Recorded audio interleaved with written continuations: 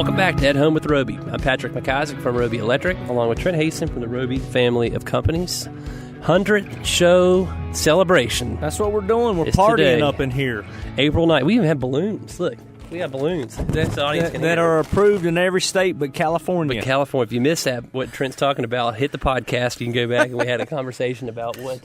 It's kind of this funny rating that it means. says that. The sticker on the balloon says, you cannot release these balloons or helium in California. They're a Might little bit cause a more- power outage. They're a little more progressive than we are. I in think California. it sounds to me like their infrastructure is a little weak. If this helium zero that weighs about a quarter of a pound is going to knock their power out, they might need to beef up.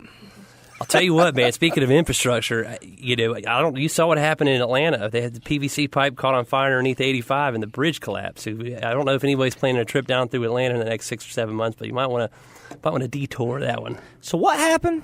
Recap There was a fire that was caused by a PVC pipe. I think it might have been arson. And it basically collapsed both sides of 85 going north and south in the city of Atlanta. Wow. Are they Speaking saying terrorists? Of infrastructure. No, I don't think it was anything like that. But yeah, not good if you're trying to get through Atlanta. I mean, you've been through Atlanta. You can go through there at 8 o'clock at night or 7:30 in the morning, and it's pretty backed up in that spot. So I couldn't imagine without having that access. So let's get back talking about the 100th show, man. So let's talk about we've had some pretty cool issues and pretty cool opportunities in the city that we talked about. One being workforce development. I think that comes up quite a bit on the show. We've had Kayleen McCabe from the DIY Network in here to talk about it. Mike Waite from Nary's come in here and talk about it. And basically, there is a huge shortage, and we're starting to get a lot of national press about the construction industry and the need for skilled trades. And we are, and you know, as I am the president of the Charlotte the Homebuilders Association of Greater Charlotte, Catherine Lewis is our CEO, and we're really hanging our hat on that, and we really see the need in our industry. I promise you, we get a call or two every week at the Homebuilders Association of Greater Charlotte from some news source every week, multiple times.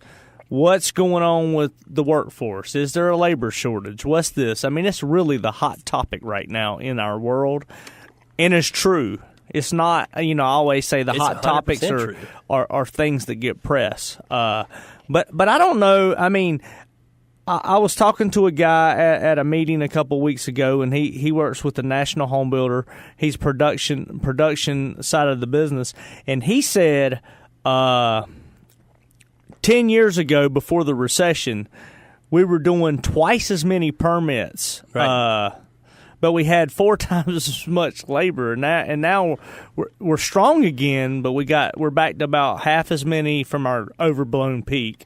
But permits on residential housing is really good, and commercial has a labor shortage as well.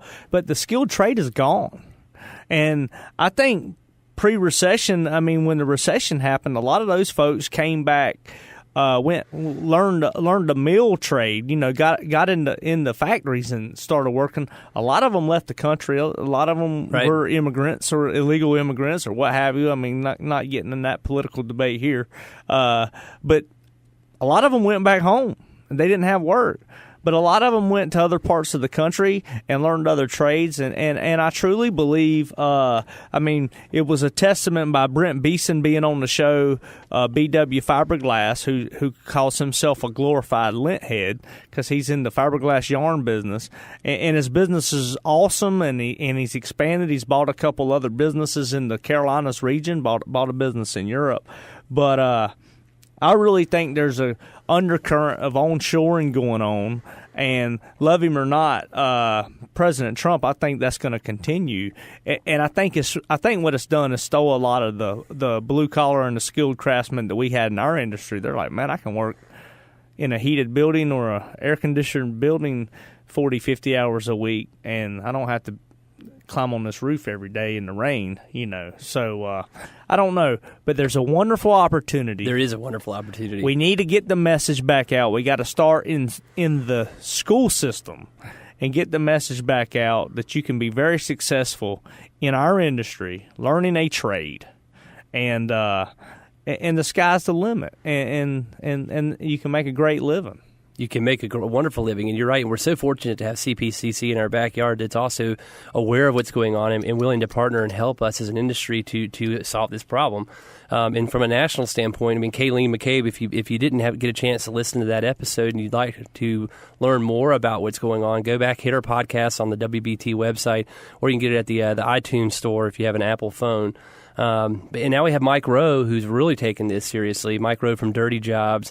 He's posting something on social media pretty much every other day talking about this exact issue, because it is an issue. It's an opportunity for young people that like to work with their hands and like to have the feeling of accomplishment of building something. In the living that you're talking about is very solid. I mean, you can definitely raise a family on what's out there. Trent, another cool thing that we talked about, I think that I've really learned a lot from your expertise and from, obviously, we had the Presleys on here talking from Mecca Group, talking about what's going on with the Wilkinson Boulevard corridor. We've had a few shows where we've discussed that. I know you and Marika have become friends from that group as well.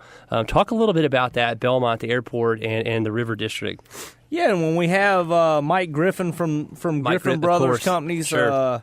Their family business, him and his brother run that business along with their father, but him and his brother are really, really at the helm now. They both graduated from West Mex, so their family owns Pine Island Country Club, which you're a member. Sure. So they're invested in the West Side as well. So it's kind of an underlying theme. I tell the story. My whole life, I lived out on the Catawba River. My dad built that house back when I was a kid, and I came in 74 into town and would drive into Myers Park or Dilworth on Saturdays with my dad. So coming into the city of Charlotte that I love so much was always from the west side.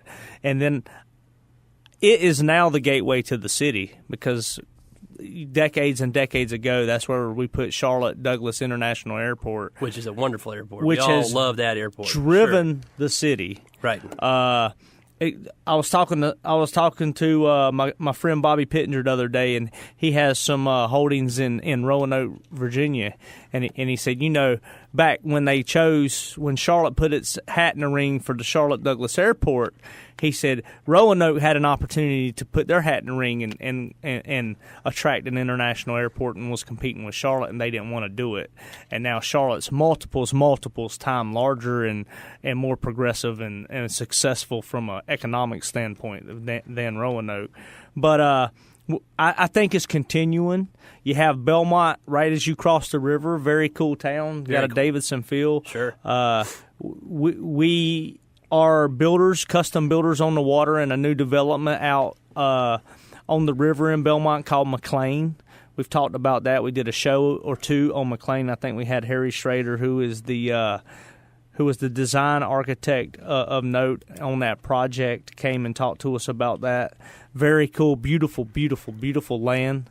If you need something to do on a Saturday or Sunday, or even in the afternoon, 4 or 5 o'clock, ride out there and ride through McLean and check it out, and then go have dinner in Belmont. It is nice. I mean, very flat lots, which is sort of rare on waterfront lots. And you talk about Harry Schrader as an architect. We've had Janine Domaney, Amy Vermillion, Hal Tribble, Jim Phelps, Ken O'Brien, Paul Pinnell. We've had a lot of architects and designers on this show that, of course, are partners to our business. It's a big deal, not to mention all the countless clients that we've had as well. Yeah, and these are our partners. We share business in different ways with these folks. They share business with us. We share business. We are the Roby family. Our construction arms are not design build. We can help manage the design process with an architect or a designer, but basically our triangle is a perfect triangle. It stands for the team. We think our opinion is if a company is design build, you lose some of the creative value that an architect or a designer brings to the table, because we're builders. We're cinder blocks and 2x4s. I'm a square. I'm not that creative. That's why my kids are trying to be creative. So it allows us to bring the Janine Devaneys and Amy Vermillions and Hal Tribbles and Harry Schraders and Jim Phelps on the show and mine them for a little bit of their creative knowledge. So it's fun. I think Christian's going to join us on our last segment. She is. We're going to talk a little bit about Cornhole, 10th anniversary. We'll be right back. Stay tuned.